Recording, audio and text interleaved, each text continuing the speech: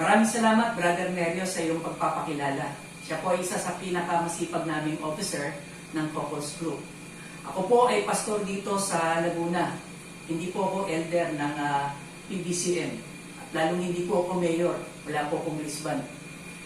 At lalong wala po akong pang-ayuda sa bawat isa sa inyo.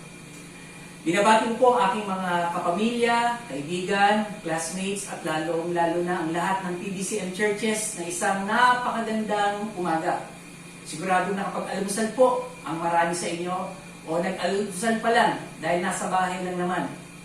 Nagsimula po itong pananatili natin sa bahay ng ipatupad ang Enhanced Community Quarantine. At ngayon ay mas lalong hinigpitan pa at nag-extend na until May 15. Sino po sa inyo ang naiinip na sa bahay? Well, mainggit kayo sa pagong. Buti pa ang pagong nakakagala kahit nasa loob lang ng bahay. Magpasalamat po tayo sa Diyos at dinala na sa bawat tahanan ang sambahan. Hindi mo na kailangan umalis. Pero pag natapos na itong quarantine, ay sama-sama na ulit tayo pupunta at sasamba sa sambahan. Meron lang po akong napansin na mga live streaming today. Kung kailan nasa bahay lang ang mga members, yung tipong hindi na nagmamadali pumunta sa church, hindi na nag-iisip kung anong isusuot, tingnan mo ang kasama mo. Nakapangbahay lang. Tama po ba ako? Comment kayo mamaya. Tell nyo, tama ka pastor, nakashirt lang nga si tatay. Mga tatay, peace tayo. Teka, baka meron dyan, nakahiga sa sopa habang sumasamba. Akala ata ay nanonood lang ng TV. Tama naman. Pero pagsamba po tayo. Baka nagtataka rin kayo na ako ay nakaupo at kayo ay nakaupo rin. Pagkatapos ng lockdown, saka na ulit tayo tatayo. Kahit ako, tatayo ako sa pulpit at kayo naman ang siguradong nakaupo. Ang lahat ng ito ay nagsasabi na kung mas komportable na ang pagsamba. Walang nagmamadaling umuwi, wala nang pupunta sa mall, wala nang kakain pa sa labas. Saka naman initian ang mga mensahe. Naging baliktad ata. Nasubukan na po ninyong manood sa ibang live streaming. Kung wala talagang gagawin, try po ninyo today. Pwede kang umattend sa 3 hanggang 4 na churches in just 2 hours. Meron kasing service, wala pang 20 minutes, tapos na. At meron namang mahaba-haba, 45 minutes, tapos na rin sila. Ang ganda po ng ating topic today. At masasabing napapanahon, kaya humanda kayo hanggang 1:00 po tayo ng hapon. Total, nasa bahay lang naman kayo. Amen po ba? Yung iba, imbis na mag-amen, magtaas ang kamay, mag-amen. Ang sinabi, parang, ayaw ko ata. Huwag kayong tumanggi. Para kayong si Sarah niyan, asawa ni Abraham. Huli na, ayaw pang umamin. Tayo po muna ay manalangin sa Panginoon. Aming Ama, sa umangin ito ay marahil nadagdagan na naman ang mga namatay dahil sa COVID-19. Tunay na maraming tao ang natatakot sa kamatayan. Hayaan po ninyo na sa mensahe ito ay marinig namin ang katotohanan na ang kamatayan ay may katapusan. Tulungan po ninyo kami, O Santong Espiritu, ng internet ay huwag po magloko. Yamang nasa inyo po ang kapangyarihan. Ito ang aming kahilingan sa makapangyarihang pangalan lamang ng aming tagapagligtas, ang Panginoong Sus. Amen. Amen. Ang kamatayan ng mahal sa buhay. Isang katotohanan na hindi po natin pwedeng ipagkaila ay ang hirap ng kalooban na dulot ng kamatayan. Hinihiwalay ito ang malalapit na tao sa atin. Nagbibigay ito ng sakit sa kalooban. Dinadala nito sa kalungkutan at maraming pag-iyak ang mga naiwanan. Kahit gamitin pa ng mga dumaramay ang mga salitang pampalakas loob at ang pagdating ng maraming tao na nakikiramay sa burol, hindi pa rin nababago ang damdamin ng namatayan. Subalit, meron po isa pang katotohanan na tayo ay dapat magpatuloy sa ating pag-asa. Inasak ng Panginoong Sus ang kapangyarihan ng kamatayan sa pamamagitan ng pagbangon at paglabas sa libingan. Our topic for today is death, the enemy of Christ, or death, the enemy destroyed.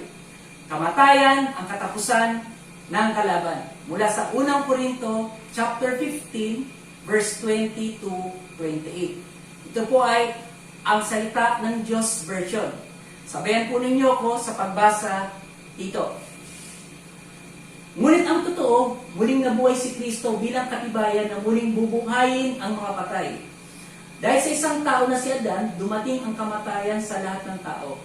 At dahil din sa isang tao na si Kristo, muling mabubuhay ang mga patay. Sapagkat kung paanong tayong mga tao ay mamamatay dahil sa kaugnayan natin kay Adan, ganon din naman dahil sa ating kaugnayan kay Kristo, tayong lahat ay muling mabubuhay. Ngunit may kanya-kanyang takdang panahon ang muling pagkabuhay. Unang nabuhay si Kristo, pagkatapos ang mga nakay Kristo naman ang bubuhayin. Pagbalik nito, rito sa mundo. At pagkatapos ito, dating ang katapusan. Lulupigin niya ang lahat ng kaharian, pamahalaan, at kapangyarihan at ibibigay ang paghahari sa Diyos Ama. Sapagkat si Kristo ay dapat maghari hanggang sa lubusan niyang malupig ang lahat ng kanyang mga kaaway. At ang huling kaaway na kanyang lulupigin ay ang kamatayan. Sinasabi sa kasulatan na ang lahat ng bagay ay ipinasakop ng Diyos kay Kristo. Ngunit sa salitang lahat ng bagay, hindi nangangahulugan na kasama rito ang Diyos na siyang nagpasakop sa lahat ng bagay sa ilalim ng kapangyarihan ni Kristo. At kung ang lahat ay naipasakop na sa kapangyarihan ni Kristo, maging si Kristo ay magpapasakop sa Diyos na siyang naglagay ng lahat ng bagay sa ilalim ng kanyang kapangyarihan upang ang Diyos ang siyang maghari sa lahat. Just imagine for a moment, si kamatayan. Dumating na ang oras niya. Si kamatayan ay nasa kataon na at siya na mismo ang nakaburol. Wala na siguro matatakot dahil wala nang susundo. Bakit kamatayan ang katapusan ng kalaban? Tignan po natin. Dahil muling bubuhayin ang lahat ng may kaugnayan kay Kristo. Nasa talata 20 hanggang 23. Ito po ang sinasabi. Dahil sa isang tao na si Adan, dumating ang kamatayan sa lahat ng tao. At dahil sa isang tao si Kristo, muling mabubuhay ang mga patay. 22. Sapagkat kung paano tayo mga tao ay mamamatay dahil sa kaugnayan kay Adan, ganon din dahil sa kaugnayan kay Kristo, tayo ang lahat ay muling mabubuhay. Pansin niyo sa talatang 23, binanggit din, ngunit may kanya-kanyang takdang panahon ang muling pagkabuhay. Tingnan po natin ito. Anong pinagkaiba ng hinimatay sa patay? Ang hinimatay, mainit pa. Ang patay, malamig na. Ang hinimatay, malambot pa. Ang patay, matigas na. Ang hinimatay, humihinga pa. Pero ang patay, hindi na humihinga. Ngayon, humihinga pa po ba ang mga katabi ninyo dyan? Opo, pastor, humihilik pa. Pues, hindi po yan patay. Buhay yan. Nakatulog lang. Gisingin nyo at sabihin ninyo, kagigising mo lang, tulog ka na naman ulit. Sino po ba ang bubuhayin? Ang lahat ng may kaugnayan kay Kristo ay bubuhayin. Hindi pwedeng bumuhay si Kristo kung hindi naman siya nabuhay. Balikan natin ang talatang 20. Ang sabi dito, ngunit ang totoo, muling nabuhay si Kristo bilang katibay na muling bubuhayin ang mga patay. Ang daming mga talata ang nagsasabing nabuhay muli si Kristo. Hindi po pwedeng bumalik ang isang patay kundi ang buhay lamang. Kaya walang magsasabi, bumalik si Lolo kung patay na ito. Ito po ang ilang mga katibayan na talata na ating titignan. Unang Korinto, kabanatang 15, talatang 14 hanggang 8. Ganito po ang sinasabi. Inilibing siya at muling nabuhay sa ikatlong araw. tulad din ng sinasabi sa kasulatan. At siya'y nagpakita kay Pedro at saka sa 12. Pagkatapos, nagpakita rin siya sa mahigit na 500 kapatid na nagkakatipon. Marami sa kanila'y buhay pa hanggang ngayon. Subalit, patay na ang ilan. At nagpakita rin siya kay Santiago at pagkatapos ay sa lahat ng mga apostol. Sa kahuli-huli ay nagpakita rin siya sa akin, kahit na ako'y tulad ng isang batang ipinanganak nang wala sa panahon. Pansinin niyo rito, ilang beses siyang nagpakita. Nagpakita siya kay Pedro, nagpakita siya sa 12, mahigit sa 500 kapatid, nagpakita rin siya kay Santiago at sa lahat ng apostol, at ang pinakahuli, nagpakita rin siya kay Pablo na sumulat nitong Korinto. Tignan din natin ang mga gawa, chapter 1, verse 3, tapos 10 and 11. Sa loob ng 40 araw ng kanyang pagkamatay, maraming ulit siyang nagpakita sa kanila at pinatunayan niyang siya'y talagang buhay. Siya'y nagpakita sa kanila at tinuruan niya tungkol sa paghahari ng Diyos. Sila'y nakatitig sa langit habang siya'y inaakyat sa langit. Walang ano-ano, dalawang lalaking nakaputi ang lumitaw sa tabi nila. Sabi nila, "Kayo mga taga-Galilea, bakit kayo nakatayo rito at nakatingin sa langit? Itong si Jesus na umakyat sa langit ay magbabalik gayang na nakita ninyong pag-akyat niya." Pansinin niyo, ang sabi dito sa gawa, maraming ulit siyang nagpakita sa kanila at pinatunayan niyang siya'y talagang buhay.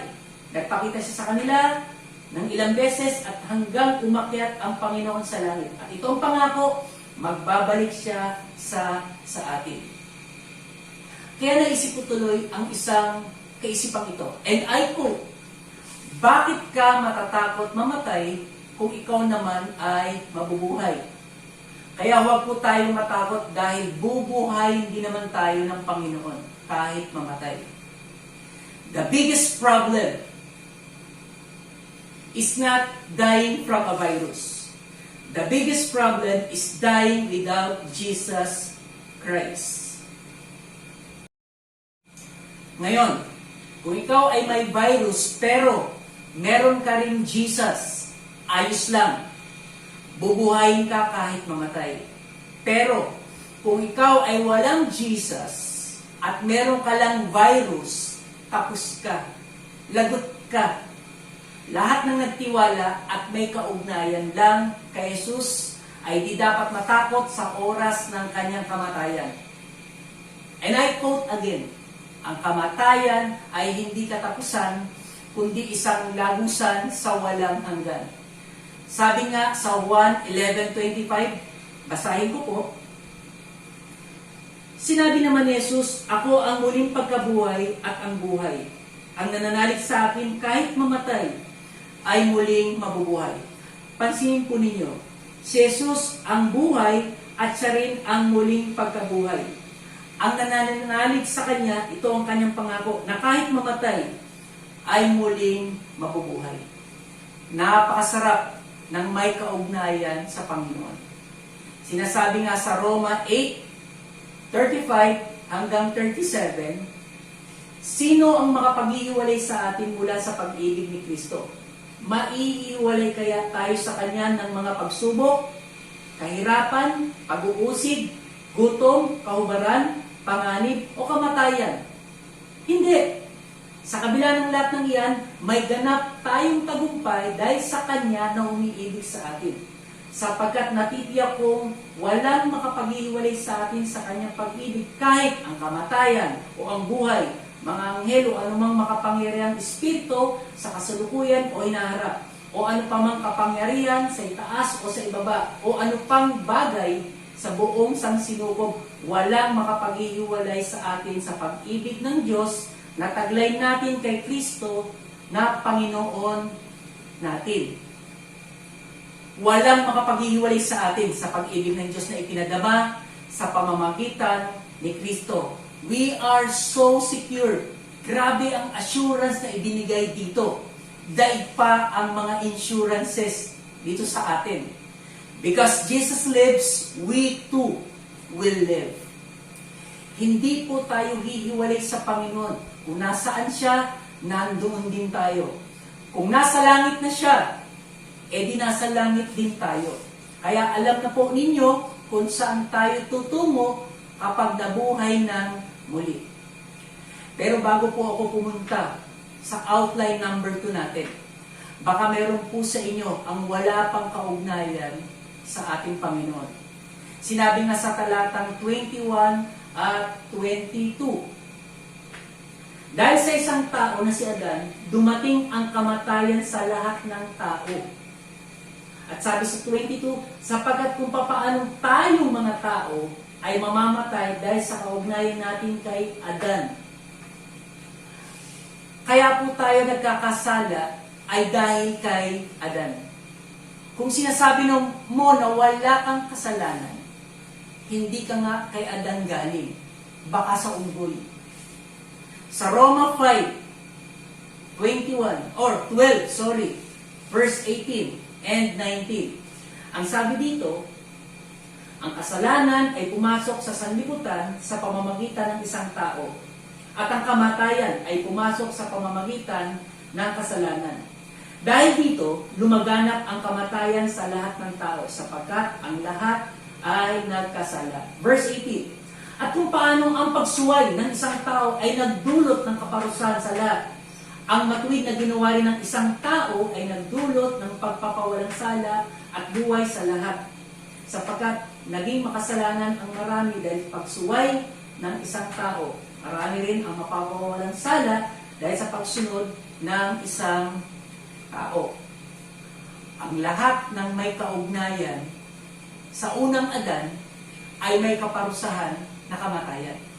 Subalit, ang lahat ng may kaugnayan sa pangalawang Adan, kay Jesucristo, ay may kapatawaran at kaligtasan. Hindi pwedeng mamatay ng lubos ang tunay na ligtas. Kailangan magbangon din siya sa kamatayan upang maranasan ang buhay na walang hanggan. Subalit patuloy ang pandaraya ng kalaban sa mga tao, si Satanas. Sabi nga ni John Owen, Satan's greatest success is in making people think they have plenty of time before they die to consider their eternal welfare.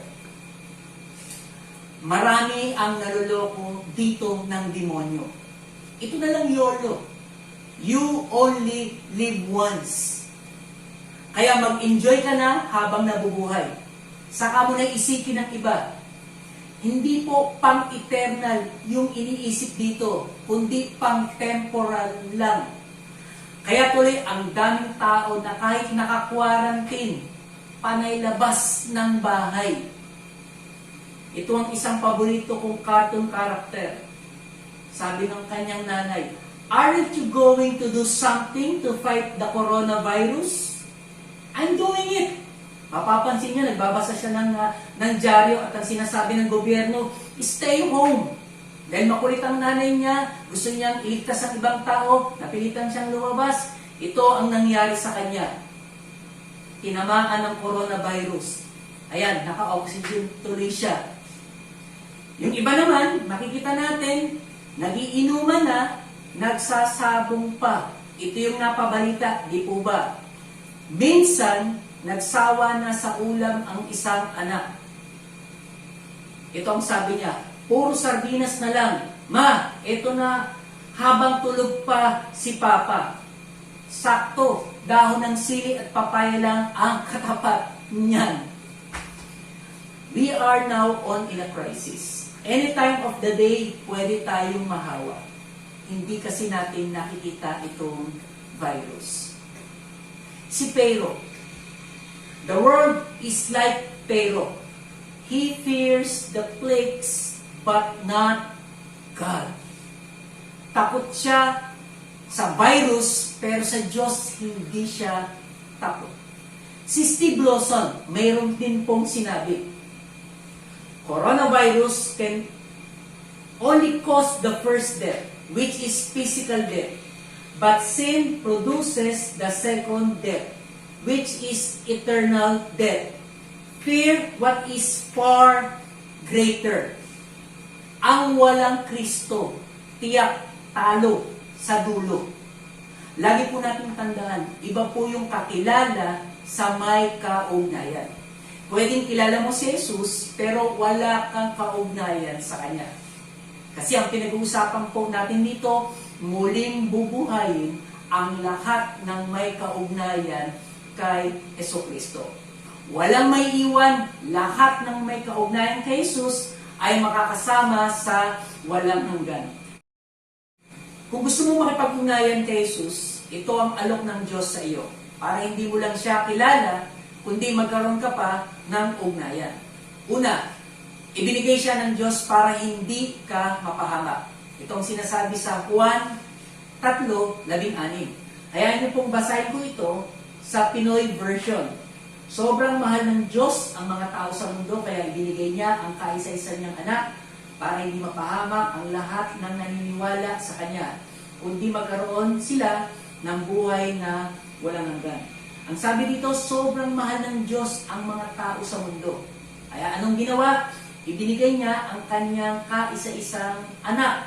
Bakit? Para hindi mapahamak ang lahat ng naniniwala sa Kanya. At hindi lang yon, ang sabi pa sa dulo, magkakaroon pa sila ng buhay na walang hanggan.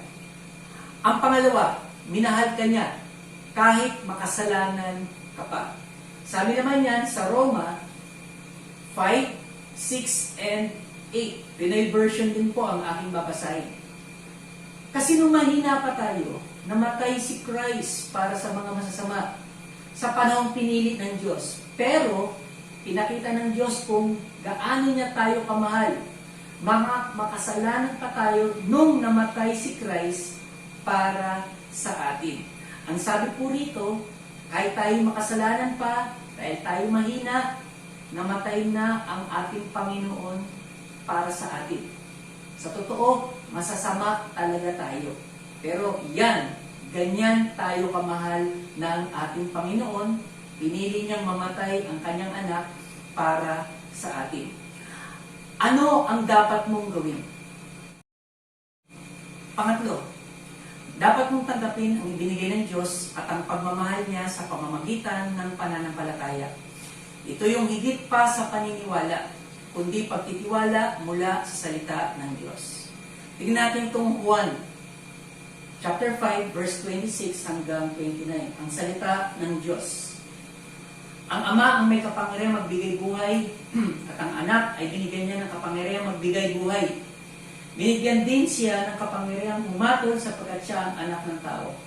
Huwag ninyo itong pagtakhan sapagkat dating oras na maririnig ng mga patay ang kanyang tinig.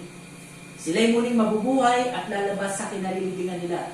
Lahat ng gumawa ng mabuti ay pagkakalooban ng buhay na walang hanggan at lahat ng masama ay parurusahan. Pansinin niyo ang sabi ng talata. Ang may kapangyarihang magbigay ng buhay ay ang Ama. Pero ang anak, binigyan niya. Binigyan ng Ama ng kapangyarihan magbigay buhay. At hindi lang yon, ang sabi rito, lahat ng mga patay ay maririnig ang kanyang tinig. At ang pangako, muli silang mabubuhay at lalabas sa kanilang kinalilibingan. Ito mga patay na tinutukoy dito, ito yung binabanggit kanina mula sa Roma chapter 5. Ito yung mga makasalanan. Tayo yun. Mga patay tayo sa harapan ng Diyos. Isa pa, mabasa naman ako sa Roma chapter 10, verse 9 hanggang 11. Ito po ang sinasabi. Kung ipahahayag ng inyong mga labi na si Jesus ay Panginoon at mananatili ka ng buo or mananalig ka ng buong puso na siya'y muling binuhay ng Diyos, maliligtas ka. Sapagkat nananalig ang tao sa pamamagitan ng kanyang puso at sa gayoy napapawalang sala. At nagpapahayag sa pamamagitan ng kanyang labi na sa gayoy naliligtas. Sinasabi ng kasulatan, hindi mabibigo ang sinumang nananalig sa Kanya. Pansinin po natin, ang sabi nito, kailangan ipahayag ng ating labi na si Jesus ay Panginoon. At manalig tayo ng buong puso. Ang sabi rin dito, ang pananaligan natin, siya'y muling binuhay. Dahil dito, ang pangako ng Diyos, maliligtas ka. Kailangan tayo manalig mula sa ating puso. At ang pangako niya, hindi mabibigo ang sino mang nagtitiwala sa Kanya. kung maliwanag sa iyo nang nais mo magkaroon ng ugnayan kay Kristo, maaari kang sumabay sa isang maikling panalangin. Ganito ang sabihin mo mula sa iyong puso. Tayo ay manalangin. Kinikilala kita, Jesus, bilang Panginoon at tagapagligtas ng aking buhay at kaluluwa. Maraming salamat po sa iyong kamatayan, kahit ako ay isang makasalanan. Dinawi mo ito dahil sa iyong kamatayan. Tinatanggap ko po ang iyong kaligtasan na ibinibigay mo sa akin. Tunay kang nabuhay mula sa mga patay. At bubuhay mo rin ako balang araw. Umaasa po ako na makakasama sa mga muling bubuhayin sa huling araw. At makakarating din sa langit. Taos pusong pasasalamat po ay ibinibigay ko sa iyo. Amen. Ang pang-apat, matapos ibigay sa iyo ang Diyos anak na si Jesus, ibigay mo rin ang iyong buhay sa Panginoon upang maranasan mo pa ang mabubuting bagay na mula sa Kanya. Mag-comment ka mamaya para malaman at matulungan ka sa paglago bilang kasama sa mga pinaghaharian ng Diyos. May paalala si Paul Washer. Ito ang sabi niya, the sign of genuine work of God in the heart is you begin to hate the sin that you once loved and love righteousness once you ignored. Bilang bagong may kaugnayan na kay Kristo, ang sabi rito, you begin to hate the sin that you once loved. Yung mga gustong-gusto natin, hindi na natin ito mahal. At yung hindi natin mahal, ang pagiging matuwid, ang pagiging mabuti, yan na ngayon ang ating susundin at gagawin. Ito na po ang pangalawa. Dahil tiyak, lulupigin ang lahat ng kalaban ni Kristo. Matatagpuan po natin yan dito sa verse 24 hanggang 28. Ang sabi nito, pagkatapos ito, dating katapusan, lulupigin niya ang lahat ng kaharian, pamahalaan at kapangyarihan at ibibigay ang paghahari sa Diyos Ama. Sapagkat si Kristo ay dapat maghahari hanggang sa lubusan niyang malupig ang lahat ng kanyang mga kaaway. At ang huling kaaway na kanyang lulupigin ay ang kamatayan. Sinasabi sa kasulatan na ang lahat ng bagay ay ipinasakop ng Diyos kay Kristo. Ngunit sa salitang lahat ng bagay, hindi nangangahulugan kasama rito ang Diyos, na siyang nagpasakop sa lahat ng bagay sa ilalim ng kapangyarihan ni Kristo. At kung ang lahat ay naipasakop na sa kapangyarihan ni Kristo, maging si Kristo ay magpapasakop sa Diyos na siyang naglagay ng lahat ng bagay sa ilalim ng kanyang kapangyarihan upang ang Diyos ang siyang maghari sa lahat. Kaya pala sa Bible, makikita natin, mamamatay din sa ending ang kalaban. Akala natin, sa movie lang ito. Kalaban ba tayo? Yes. Dati tayong kalaban ng Panginoon.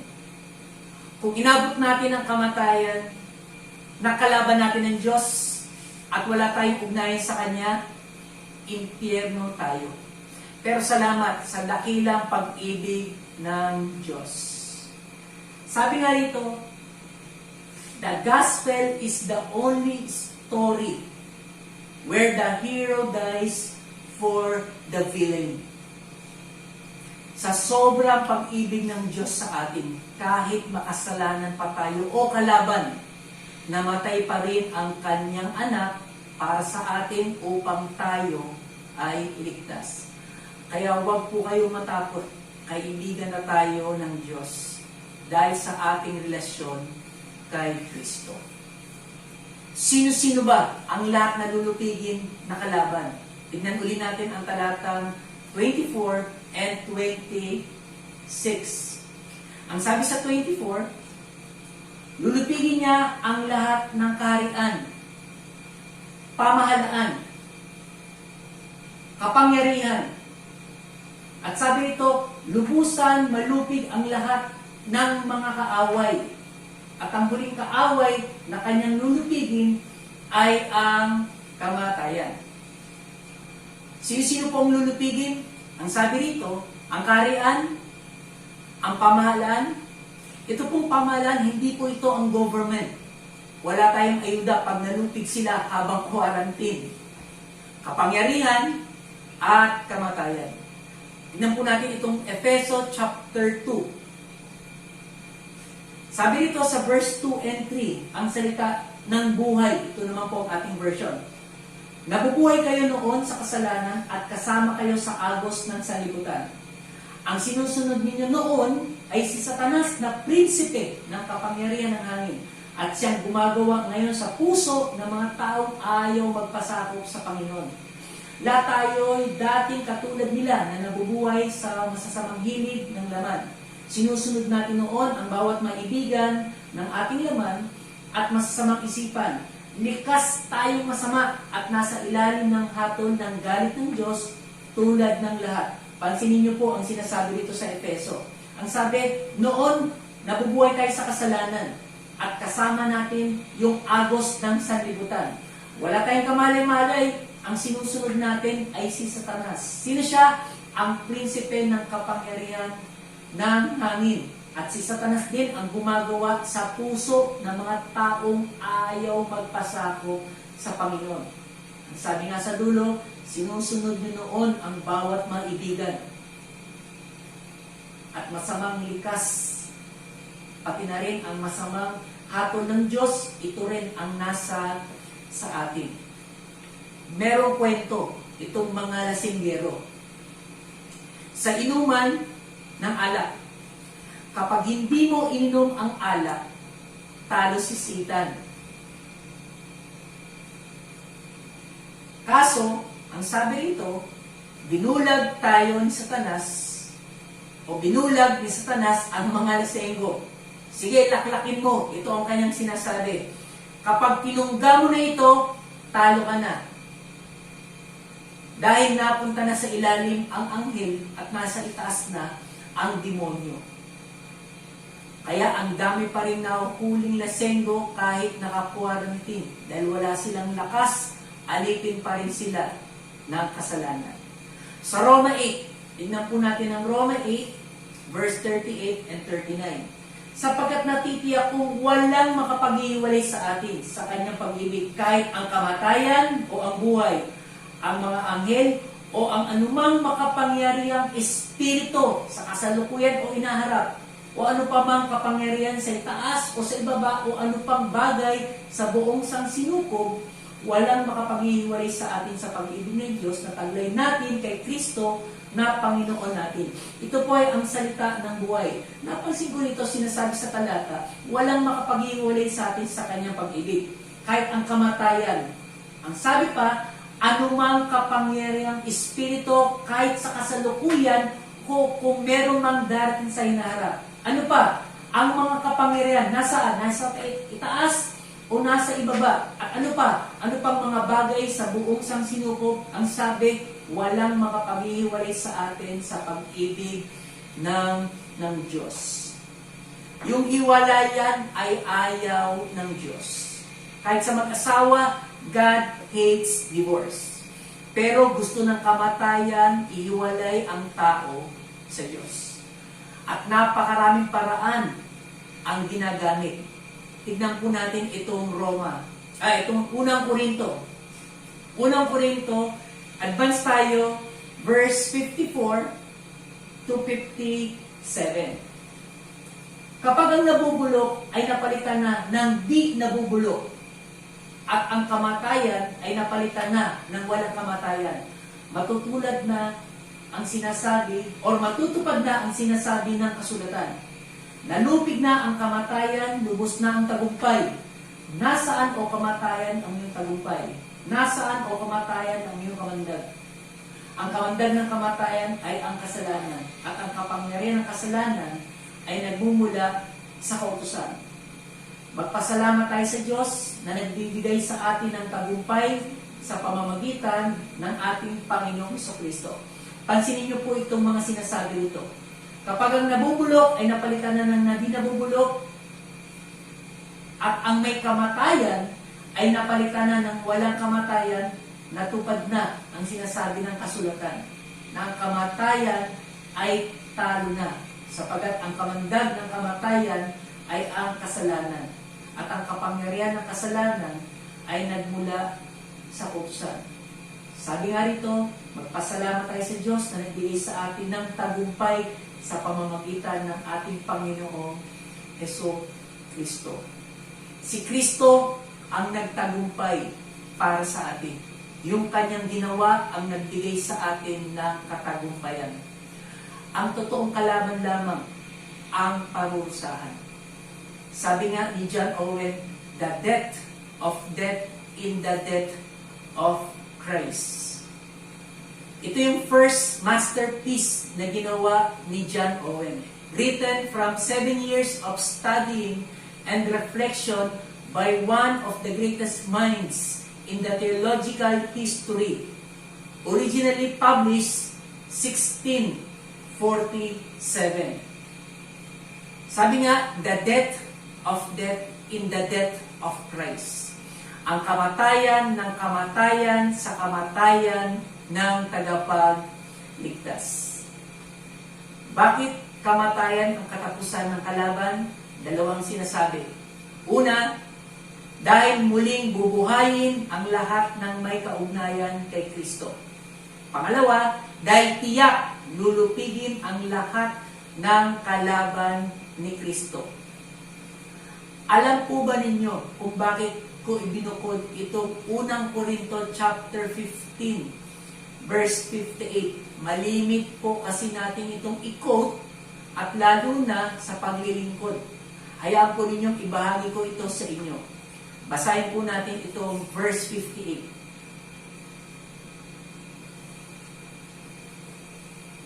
Kaya nga, mga minamahal kong kapatid, magpakatatag kayo at huwag matitinag.